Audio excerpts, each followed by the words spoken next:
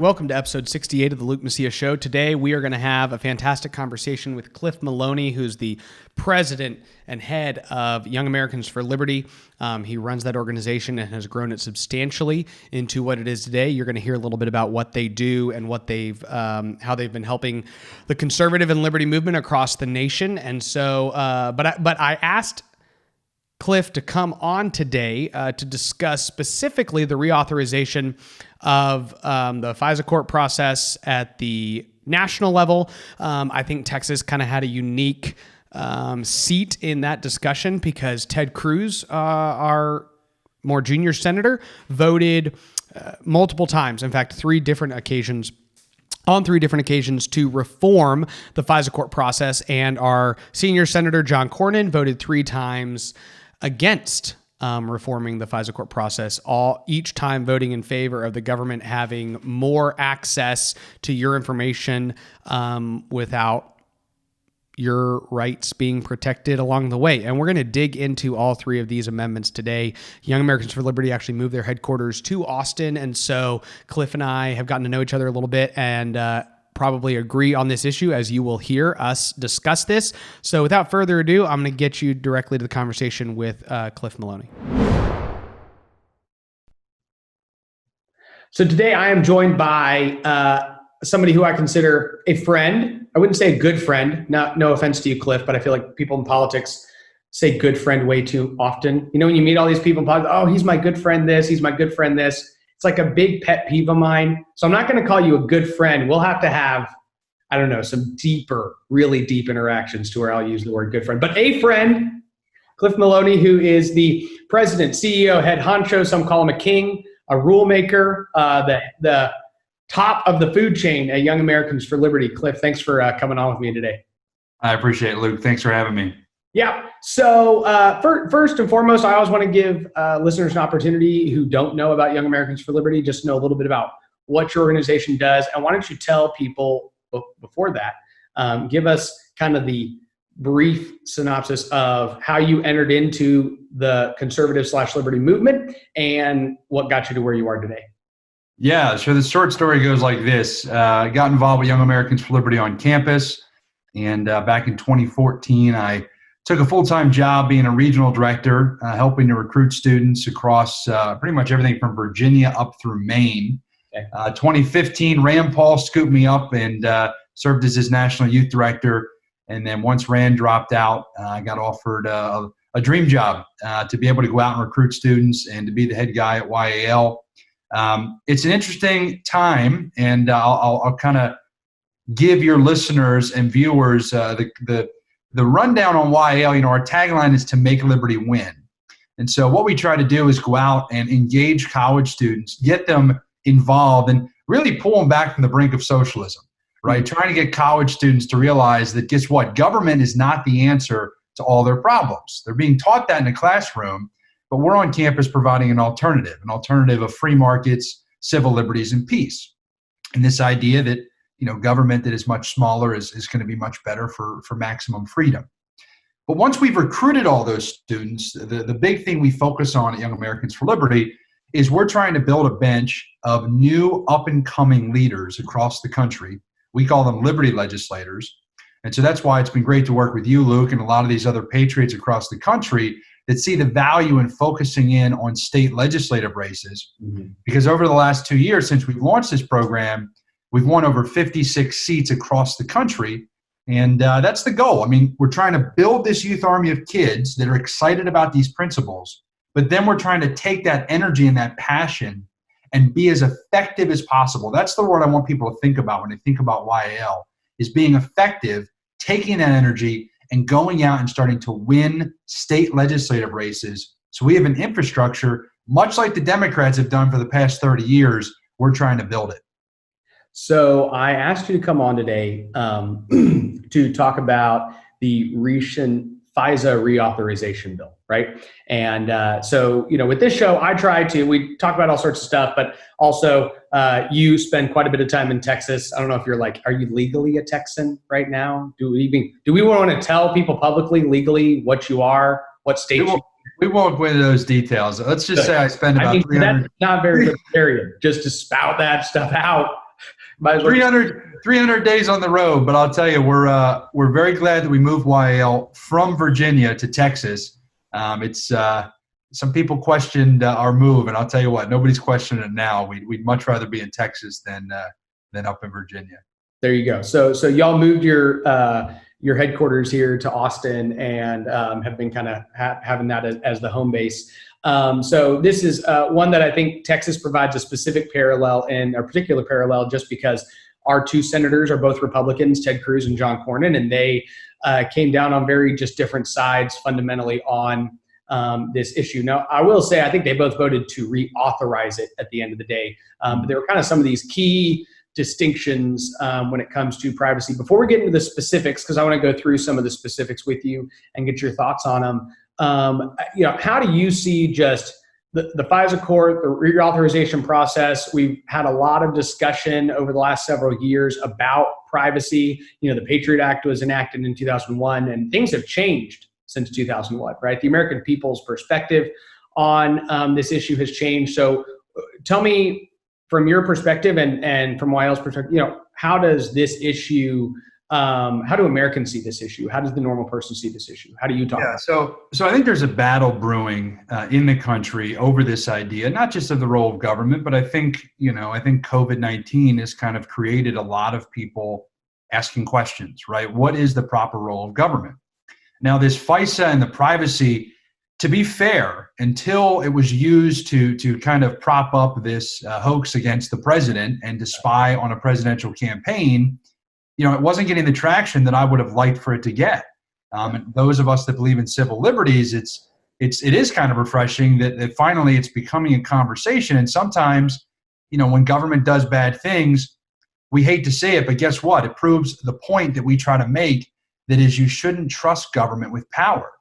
And so I think this conversation, this is probably the most success we've had, I'd say, in the past 6 to 10 years in terms of trying to really get people to see that, look, after a crisis, most times government is reactionary, right? Like you said, after 9/11, we passed this Patriot Act, and this idea that goes back hundreds, if not thousands of years, that you should have to get a warrant, that you should have to prove and get a judge to justify that you can spy or you can look into somebody. We decided overnight, no, we got to stop the bad guys. But the question, and what we'll dive in on, is who gets to decide who the bad guys are? And this is what I think a lot of people don't understand when their party is in charge, right? Us as Republicans, sometimes we feel like we can sit back when Republicans are in charge. Democrats, when Democrats are at the helm, they feel as if, it doesn't matter because my guy's in charge. The reality is the Constitution and the Fourth Amendment make it extremely clear that you have a right to privacy. And the purpose of that is so that government is not able to use that to come after you. And there's plenty of ways to do that. I don't mean that they're going to, do something extremely egregious, but from time to time, there are going to be decisions and you want to have that protected. So I think the conversation is finally starting to happen where normal Americans are realizing, you know what? It shouldn't just be, well, I don't have anything to hide. If the president of the United States and his campaign can be spied on using secret courts, we're all in trouble. We're all in danger. And so I'm actually, I don't want to use the word excited, but I am optimistic that we are seeing a turn in the tide in this country. It's taken a lot of time that people are starting to push back against this idea that the government should be able to spy on the bad guys. Now we're saying, who gets to decide who the bad guys are? We don't want any government to get to make that decision. Get a warrant. Yep. So the reauthorization bill comes before the Senate, and I was going to kind of start from the amendment that passed and then kind of go down to the Rand Paul's, which was the third one that got the least amount of support. So the first one, the one that passed was one by Senator Mike Lee and Patrick Leahy. And so they were having kind of a bipartisan, one Republican, one Democrat, author these amendments to the process. And this was regarding, I think it's an amicus curiae, but I'm not correct. So that's correct. Amicus curiae in the FISA court. Their role is to advocate on behalf of privacy and civil liberties. So this was a process that was set up, I believe, in 2015, but we basically found out that these people never do anything. Okay. right? So it's like, hey, there should be these people that advocate for civil liberties of Americans throughout the FISA court process. And then lo and behold, we're 4 years down the road and this guy didn't show up to work. Okay. He's been like quarantined for the last 4 years. And so they've just said the guy had Ebola. He doesn't show up to work and he never asks any questions. So Mike Lee had some processes and in his amendment just to kind of, I guess, further infuse that particular portion of the FISA court process with power. Okay. And so that passed, right? It passed by a 77-19 vote. But Ted Cruz voted for it. John Cornyn voted against it. So when it comes to Republicans, that even on this one, I mean, this is a 77-19 vote, right? So if you're amongst the Republicans who are saying, no, I don't think we should empower any part of the FISA court that wants to protect civil liberties, what do you think is the rationale behind that position? Well, it should alarm a lot of Texans, to be frank. I think anybody that voted against this, including John Cornyn, it's just weak sauce to me. I'm about to bash it, and like you said, I mean, this amicus curiae, meaning friend of the court. Is it a good thing? Sure, it's a move in the right direction, but it's one of those where it's like, if you can't even support that, I think you're totally missing the boat. Yeah. So the rationale, I guess, if I'm John Cornyn or one of these folks voting against this, is it's always this line, well, we need to give the officials in government the power and the tools to be able to do their job. Mm-hmm. Every single, I mean, when they put out some of these reports on their success, and like you said, this amicus curiae, the actual effectiveness of it, and if the person's even showing up to do their job, this to me was an easy vote. But I think it once again goes back to those ideas that you have to give all of these unlimited tools and power to government, and you kind of sidestep the Fourth Amendment because you think, well, do we really need this amicus curiae? Do we really understand this, Luke? When people go into these FISA courts, okay, imagine going into a court where there's only one side represented. And I don't mean that like I'm some, conspiracy theorist. Like, this is documented. You go into the FISA court, the government gets to present their case, and then nobody rebuts it. So this amicus curiae just gives the opportunity, and there's a lot of debate because the judge could say, oh, that's not needed in this case, and this is why I'm calling it weak sauce. This is why John Cornyn should have been on the side of Ted Cruz and should have supported this, because it's about trusting we the people and the process and privacy of we the people versus trusting government. And what surprises me about John Cornyn is, look, they just used this against the president of your party. Yes. No. So how you can't even justify it as some sort of partisan vote. I mean, over 75 people voted for it. This was a bipartisan, simple reform, move in the right direction.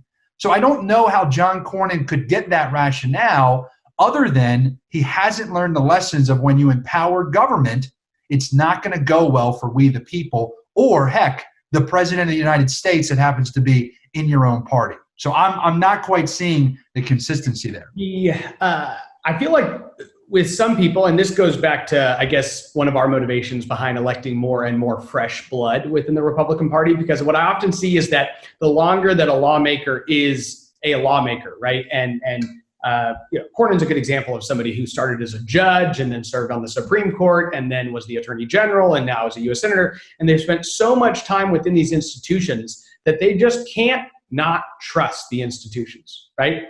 And in their mind, it's like, no. These are the good people. They can be trusted because, to your point, we know that they abused it in order to spy against the President of the United States, let alone having used it to spy against pretty much everybody they've ever spied against. And they have set up a system, and that gets into the other amendments too, because they've set up a system that can monitor Americans, citizens, non-citizens alike, whoever they want to monitor, and they've got a special court system set up that has very little accountability. And to your point, all this amendment was doing, which, good thing it passed, was just saying, you're not representing Luke Macias, who they're trying to spy on. You're just kind of like there as a general person to say, hey, maybe this is a little too far. I'm not representing him. I'm not his attorney, but here's the other side. So the next amendment was the more controversial one, and it's the one that kind of got all the headlines because it was an amendment by Ron Wyden and Steve Daines, which was aimed at focusing in the process to make it clear that in order to go after someone's internet search history, you needed a warrant, right? And so this is probable cause, right? It's saying, hey, I might have reasonable suspicion to believe that Cliff, doing a ton of flying around and happens to like gallivant to Afghanistan on a regular basis, maybe we should try to figure out if he's been searching like fertilizer bombs or something. And so now I can go to the court system. But right now, based on the way it's been interpreted, they have access to whatever they want from us, whether they have a warrant or not, right? And this amendment was to try to specify the fact that their internet search history is available, but you can access it in the case of a warrant. And so you obtain a warrant, and that failed by one vote, right? 59 votes, which also goes back to the importance of every single election, right? One of these other U.S. Senate elections out there, if it had gone somewhere different, if YAL had been around and been canvassing doors like crazy, then maybe something would have gone a different way, and this vote could have fundamentally changed the direction of this privacy issue. So every vote matters. And then the last vote, because I want to talk about it real quick, was the one that Rand Paul authored. And I'm grateful that Ted Cruz voted for this one. He was one of only 11 votes. So this one talks about, this is really the fundamental. So there's some optimism. But all Rand Paul said is, hey, I would like to take us spying on American citizens, and I'd like to move that into the federal court system. Okay, so we're going to use these FISCs to look at non-American citizens, but I'm really concerned about due process being respected within this. So we're going to move this into the federal court system. And Cruz voted for that. Cornyn did not vote for it.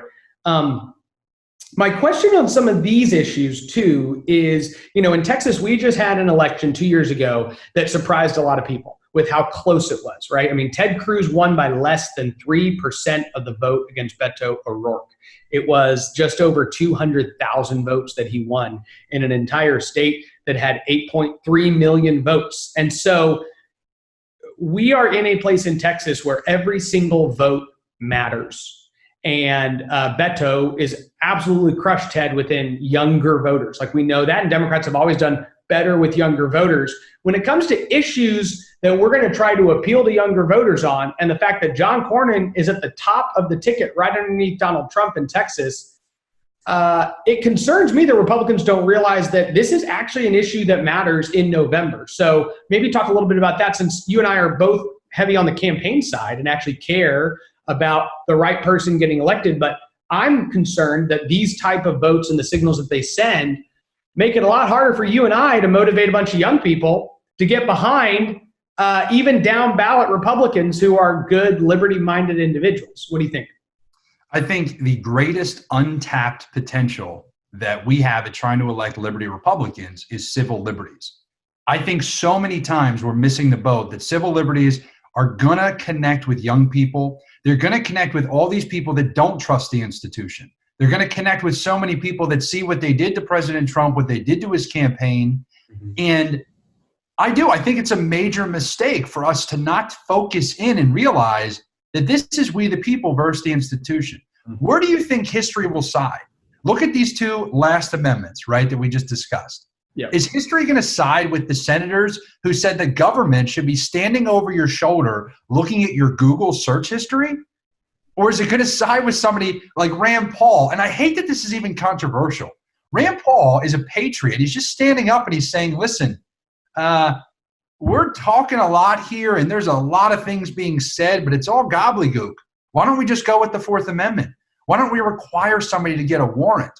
Mm-hmm. And so I think that, parties adapt, policies adapt, leaders follow polls. Yep. And I think polls, obviously are representing the interests and what the voters are looking for. And I think this is one of those issues where we do have a chance to get ahead on civil liberties. We have a chance to lead on this. And I was hoping that this incident with the president's campaign would kind of push the partisan aside and tell Republicans, listen, it's safe to go against the institution, right? We, the people, the voters, they are going to be okay with you saying, we don't want to keep giving power to these corrupt institutions. But I think it is one of the most underappreciated or underutilized campaign topic. And look, I'm not saying that people have to talk about FISA and go into the wonkiness of these issues on the campaign trail. But I think going after the corrupt institutions that are pretty much in so many of these federal government agencies, especially within the intelligence community. I mean, gosh, for everybody out there, go read Edward Snowden's book, Permanent Record. Do not listen to what you've heard about Edward Snowden. Go read Permanent Record. I was cynical and I was kind of, oh, well, he put people in harm's way. That's bullcrap. Go read the book. And when you see what all of these intelligence agencies are doing, people like us that are always pushing for limited government and trying to rein it in, I think it is one of the biggest battles.